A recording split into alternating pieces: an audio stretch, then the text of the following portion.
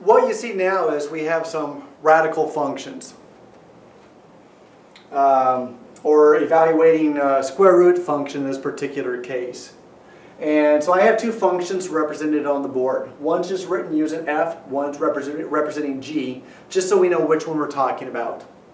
So if we look at the first one, f of x equals the square root of 5x minus 6. And I want to evaluate this one at 2. What's f of 2?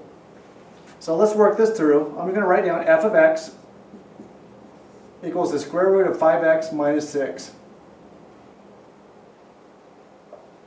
And evaluating it at 2.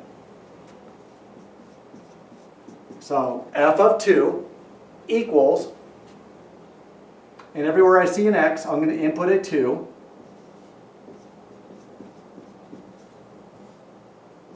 And I'm just going to kind of reduce that down. 5 times a 2 is a 10, and 10 take away 6 is a 4. Square root of 4, square root of 4 is a 2. So f of 2 is 2. And again, this 2 represents its domain value, and this 2 represents its range value. Let's look at another example. Let's look at the g function that I have.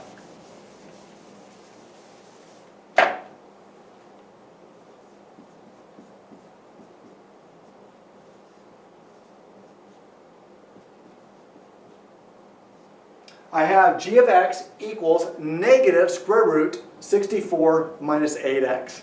And I want to find out what happens when I evaluate it at 3. Or what's g of 3?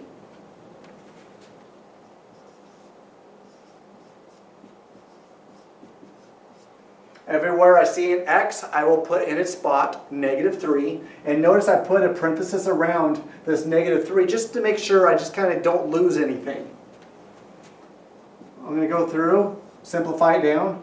64, take away an 8 minus 24 gives me a plus of 24. Negative square root of 88. And the square root of 88 is 11? No, because 11 times 11 is 121. I don't know. It's not a real easy one. It's not a clean one. So maybe right now we can just use our black box and approximate it. And it looks like the approximation is roughly going to be around 9.38 or so. So g of 3, or the function g evaluated with 3, becomes roughly negative 9.38 or so.